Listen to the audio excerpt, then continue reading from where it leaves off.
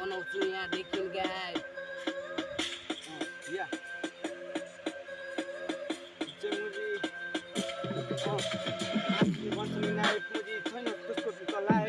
तँलाई म सम्झेर चाहिँ भाइ फेरि हामीसँग जुझ्न आए हामी पनि सिधै बुढी खोलाबाट है भाइ सुनिराख हाम्रो दाइको कुरा यहाँ मुझ्छ हाम्रो अगाडि होस् नि कुरा ल तँलाई भनिदिएको भाइ भनिदिएको